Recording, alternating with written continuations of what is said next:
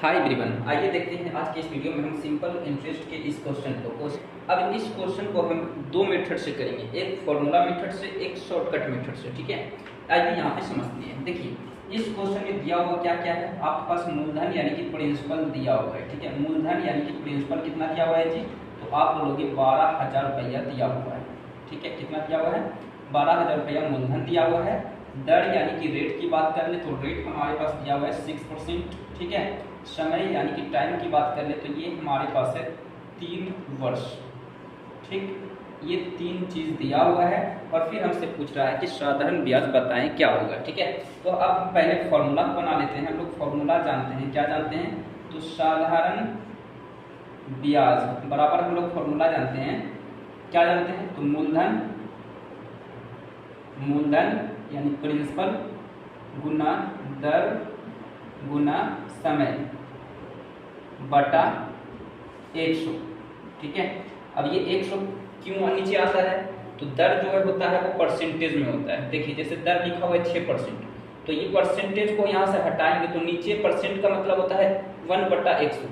Percentage का मतलब क्या होता है, 1/100। ठीक है, यानी कि यही परसेंटेज जो हटा है इसी के कारण नीचे 100 आता है, दर के कारण। ठीक है, क्योंकि दर हमेशा परसेंटेज में दिया हुआ रहता है। ठीक है, अब यहाँ देखिए मूलधन कितना दिया हुआ है, 12,000 रुपया, तो 12,000 रुपया मूलधन की जगह मैंने रख लिया।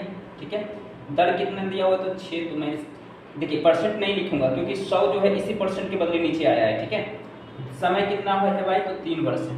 ठीक, अगर समय यहाँ पे वर्ष में नहीं रहता तो हम उसे वर्ष में यहाँ पे हम लाते हैं। ठीक है, ये बात याद रखिएगा, क्योंकि वर्ष जैसे मान लीजिए दिया हुआ था 6 महीना, तो इसको हम वर्ष में बदलते। ठीक है, वैसे हम क्वेश्चन आएगा तो हम आपको बताएंगे। ठीक है, बटा 100।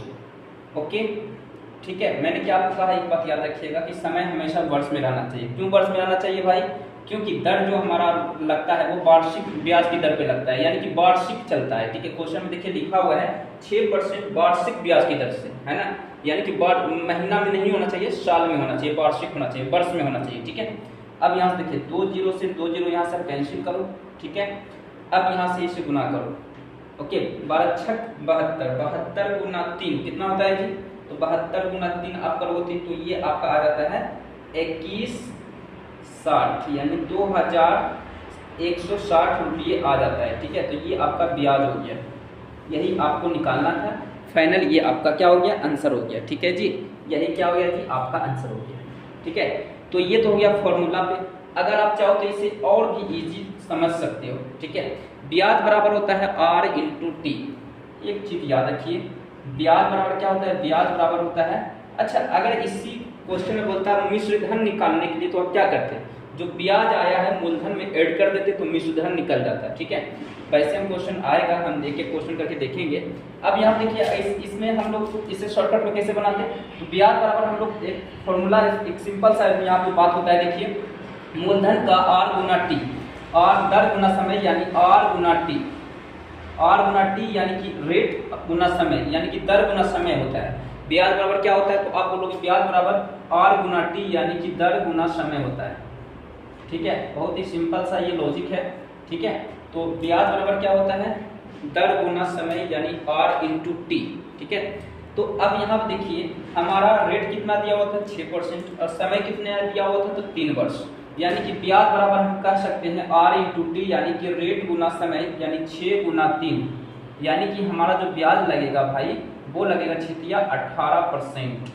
ठीक है, क्योंकि ये 6 जो था, ये दर जो था, ये परसेंटेज में था। ठीक है, ओके, तो यहाँ पे 18% ब्याज लगेगा। तो ब्याज किस पे लगेगा, तो मूलधन पे लगेगा। तो मूलधन कितना दिया हुआ था, तो 12,000 रुपया मूलधन दिया हुआ था। अब ब्याज हमारा लगेगा 18%। ठीक है, तो परसेंट को यहाँ पे 18% लिखेंगे, तो परसेंट यहाँ पे हटाएंगे तो नीचे 100 आएगा। अभी मैंने आपको बताया था परसेंट का मतलब होता है 1/100, तो यहाँ पे परसेंट हटेगा तो 100 नीचे आएगा। 2 जीरो से 2 जीरो आप काट दो, उसका फिर आप 18 गुना 120 करोगे तो ये भी फाइनल आपको आंसर देगा 2160, यानी 2,160 रुपये। ठीक है, तो यही आपका क्या हो गया, आंसर हो गया। ठीक है जी, ओके, ये रुपया लिखा हुआ है। ठीक है, ये क्या हो गया, आपका फाइनल आंसर हो गया।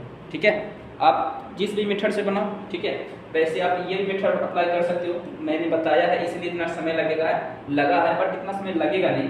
हम तो फॉर्मूला पे नहीं लिखते, फॉर्मूला लिखने की भी जरूरत नहीं था। क्या क्या दिया हुआ भाई, फुट करो, सोल्यूशन करो, आंसर लिखो, बस ये आपका आंसर हो गया। ठीक है, सो मिलते हैं इसी तरह नेक्स्ट सोल्यूशन में। So thank you.